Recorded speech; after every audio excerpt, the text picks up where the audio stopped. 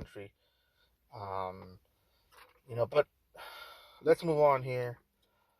Turkey Al Sheikh has been on the news lately because his big fight is coming up this week. It is fight week. Everybody is happy that we're gonna get part two of Usyk versus Tyson Fury.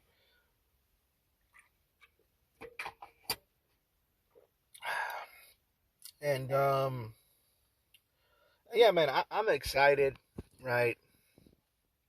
I don't know who's gonna win, and none of us know who's gonna win. I think Usyk has the momentum again. Once again, he has the momentum. Um, and oh, by the way, I wanted to mention this here: the World Cup um. So Turkey Al-Rashid and Mauricio Suleiman announced Grand Prix. And I try to read some of it as well, and they're trying to make like almost like a World Cup of boxing. And I don't know how that's gonna work, but I think what they're gonna do is they're gonna invite and maybe the best fighters to fight each other. Like the best American fighter versus the best Japanese fighter or something like that. And of course, it has to be in their own weight classes or whatever. But I feel like Turkey is trying to make it to where there's a place where people could fight that is more neutral, and a place where people could fight where there's no sides of the street. Because here in the U.S., there's always that whole thing where that guy's Al Heyman and this guy is Bob Arum, and we can't go over there and fight with those guys because we're gonna give those guys business, and we want to keep the business. It's some bullshit, bro. And all that shit is, I hate to say it, but it's like hyper capitalism is what makes it that way. It's what makes it to where you can't just cooperate because you want to affect the other person's pocket in order to benefit your own. And it stifles growth, dude. It gets to a certain level to where you start putting caps on other people. Nobody can tell you anything because the whole free market thing, right? So you could do business with whoever you want, and the other person could do business with whoever they want, and the only one that could tell you otherwise would have to be like the government. I hate to say it, but and it's happened before in the past to where I remember they didn't want to give a chance to Marvelyn Hagler, and the president literally said, "Yo, you gotta give this guy a chance, bro, because it's obvious that the people know him. You just don't want to give him a chance." And that's the thing is like, there's a bunch of politics um, in boxing, and mostly it has to do with money, and it has to do with business, and the fact that when people get too big, when companies get too big, when corporations get too big, they decide to hog the money, and they decide to hog the knowledge, and they decide to um to hoard a bunch of product, um and then sell it to the highest bidder to their own little niche groups. And that's pretty much what's going on in boxing to where they're hoarding all these fighters, all of the American um promoters are hoarding as many fighters as they can. And that was happening. Now it's like everything is blowing up now, but we're gonna see what happens. But anyways, they're hoarding all fighters, and then they're just making business within their niche groups. So um, Bob Arum is hoarding a bunch of fighters, right? And Al Heyman is hoarding a bunch of fighters. and I hope that's the right word. It's like they're collecting fighters, and they're keeping them away from the other guys. And that's what happens, dude. That's what happens when you get to a certain point and you start making um your business starts growing. Most companies, unfortunately, they start becoming more stingy. It's like, for example, you go to a restaurant, right? And at the beginning, when the restaurant first started, it was an independent restaurant, a nice little Italian restaurant that you found, in a hidden corner of your city. And when you first get there, man, they give you a Detroit pizza. That's my favorite pizza. And I mean, it's the best thing ever, right? You got a bunch of cheese on the top. It's toasted on the edges. They would get you the pepperoni, and it has some of that sauce. I don't know what they put in the sauce, but it's really good. Boom, it's perfect, right? And you're like, damn, dude, like, this is the best pizza ever. But next thing you know, that same location, um, let's say it's called Luigi's Pizza. Shout out Luigi, by the way. Free Luigi. Luigi's Pizza, right? And Luigi's Pizzeria was the best, right? But now they got another location in another city. And you're like, oh, that's awesome. Now more people are gonna try Luigi's Pizza. But now they have another location. Now they have another location. Now they have 50 locations in your state. And it's still probably gonna be pretty good, right? But then what happens? They get bought out. Or the same guy expands to another state and it becomes international, right? It becomes an international chain. Now all of a sudden they have to make cuts. They can't afford to do certain things. Why? Because they're a big corporation now, and they feel like they need to save up. And who's gonna pay the buck? The client. The client is gonna pay extra, and not only are they gonna pay extra, but they're gonna give us less. The pizza's not gonna be that good anymore. You're gonna go to the restaurant. There's not a crispy crust anymore, right? You don't get that cheese on the edge, the crispy edge cheese thing that they got going on. The pepperoni doesn't even have sauce on it anymore, right? Which is a big part of Detroit style pizza. You gotta put that sauce on top of that, and it's not thick enough anymore. It's a very thin crust, and I'm like, what the fuck is this? This is just a square pizza. It's not a Detroit pizza, and that is what happens to most companies. Like, I'm telling you the truth. You've seen these restaurants. You've seen how the quality in the food starts going down the bigger they become. This is what happens to all companies, no matter what it is. All corporations, when they grow, they become more stingy with the product. They become more stingy with the money, and they just all around just lose quality, you know. And part of it is because of the economy. Part of it is because they just, realize that they can make more money without actually doing anything. And you look at these fighters, and they're doing the same shit.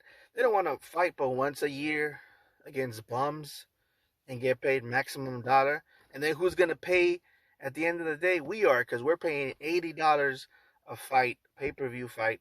We're paying now. It's gonna go up to 100 or something like that. This next upcoming year is gonna go up to 100, 150 bucks.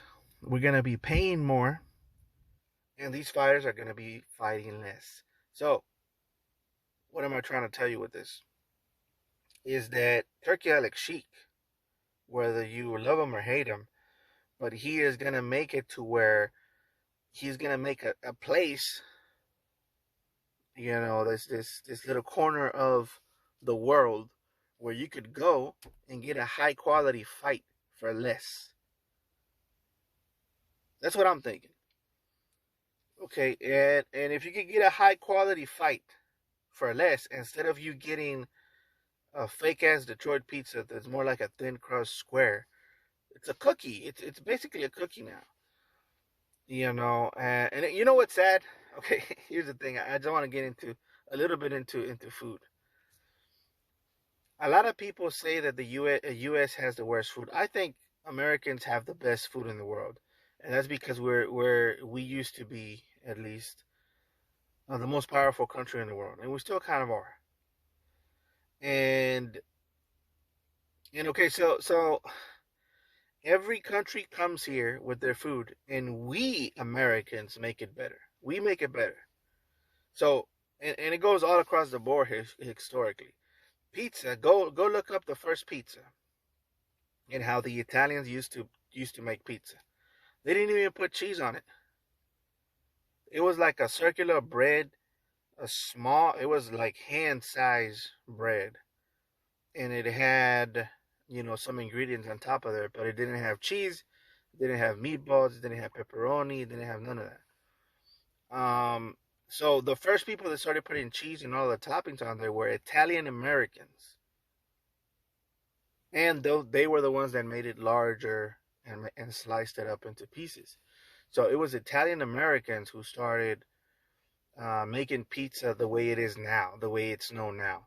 And then after Americans did it, then Italians back home in their motherland in Italy, then they started adding more toppings. But it was Americans first. Why? Because Americans just have excess food. They just have more food, and we just have more. Uh, we just have more food, and we pay less for it, and so we could get the ingredients a lot more easier. Pizza used to be a poor man's um, food, and in America it was the same thing. But even poor people could afford a lot of food here, and that's how pizzas, um, modern day pizzas became the way they are. So, anyways, that's a cool story that I wanted to share, because if you fast forward to today, and now pizzas are starting to suck again, and you're like, where the fuck is the cheese, bro? Like, this was a Detroit pizza. Now you're giving me some shit. Anyways, and by the way, tacos are the same thing. The first taco was a thinly sliced meat and a jalapeno. That's it, in a tortilla.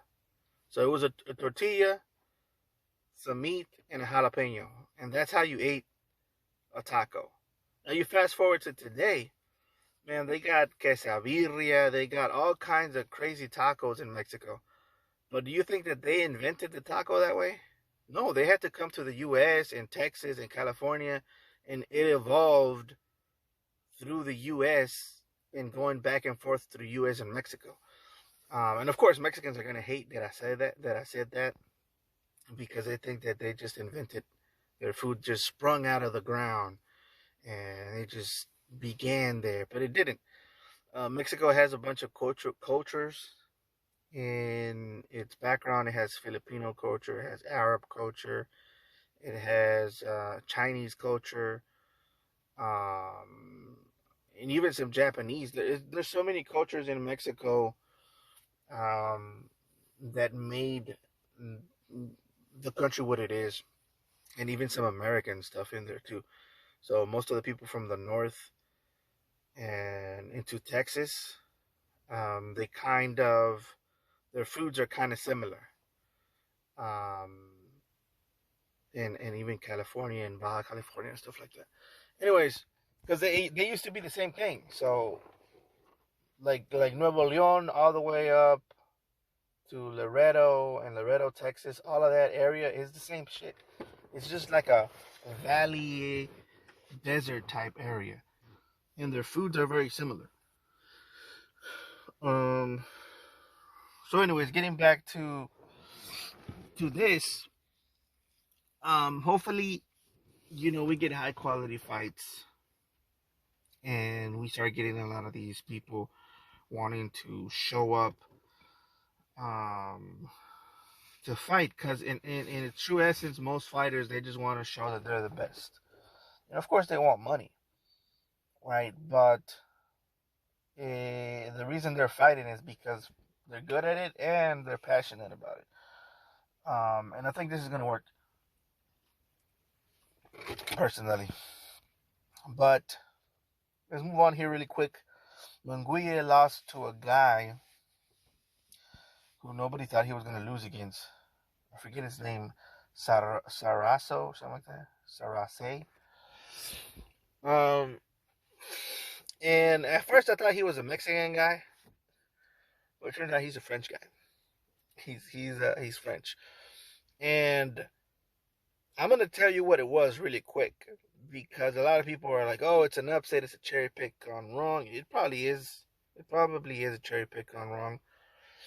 But I'm gonna tell you real quick. He just thought it was gonna be easy. Munguia thought it was gonna be easy, and he thought he was gonna outmuscle this French guy. And he went in there, kind of fresh, kind of like, feeling himself and doing all kinds of, a lot of the movements that he was doing in there, it seemed like he didn't care about retaliation or counters from the French guy. And the French guy, to me, looked like he was just waiting for a good shot. And he was just covering up and waiting for a good shot. And I was worried when I was looking at the fight. I was like, this French dude, he's not here to lose. He's peeking through the guard like he's kind of waiting for something. And I was like, I'm not sure about this guy.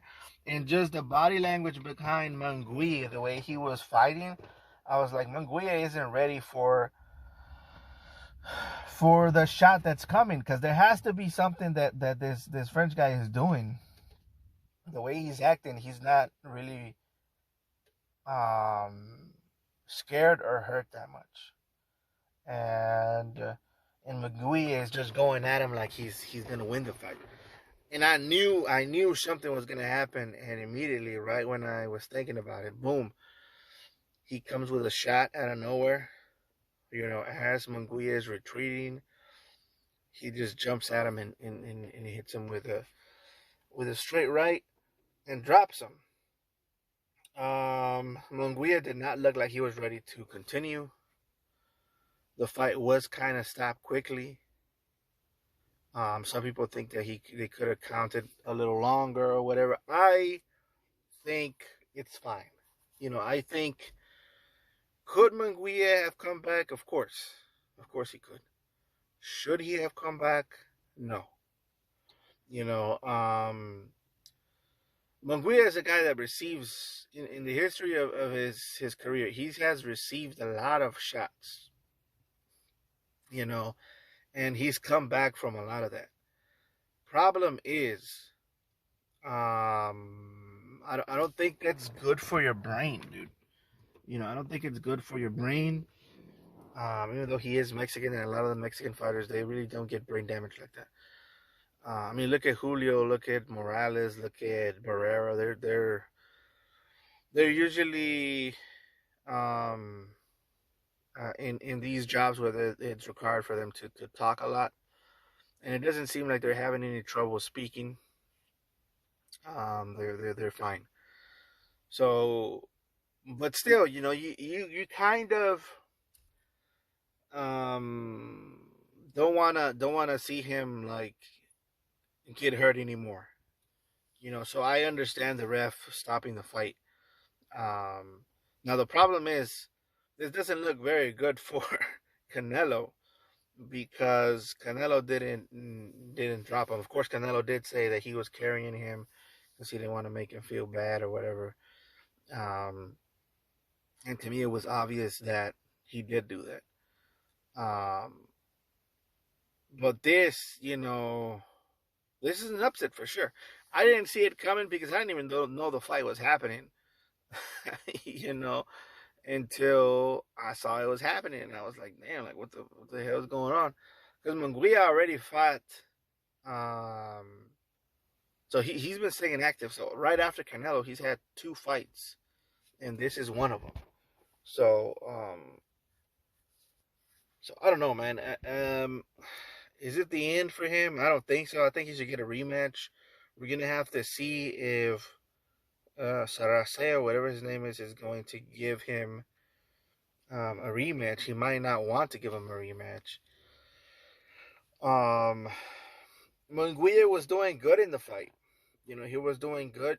In my opinion, he was just too careless, and he took the French guy too lightly, and he got knocked out.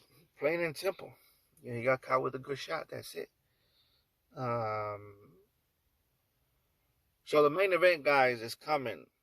Right. This is fight week, and we're just gonna have to see. The interesting part about this fight is that Turki Alex Sheik seems to be very pro um, Tyson Fury.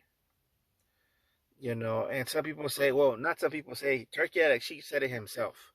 There needs to be a trilogy. I saw this interview, or not interview, a video call. Turki Alex Sheik called um, Tyson Fury, and he said, "Hey Tyson, how you doing? Are you ready or whatever?" He's like, "I'm ready," and he's like, "I'm ready to cook a rabbit." And then Turki Alex Sheik says, "Yeah, I'm ready. The kitchen is ready. The pot's ready, and there's space for another rabbit."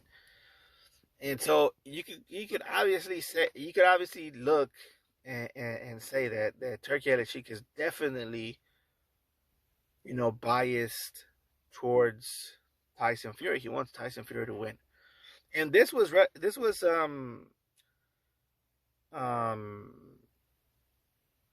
noticeable in the first fight. It's not just this second fight, because he did say that he wanted a trilogy, and people say that's the only reason. But the truth is that in the first fight, Turki Alex Sheik was, definitely rooting for Tyson to win.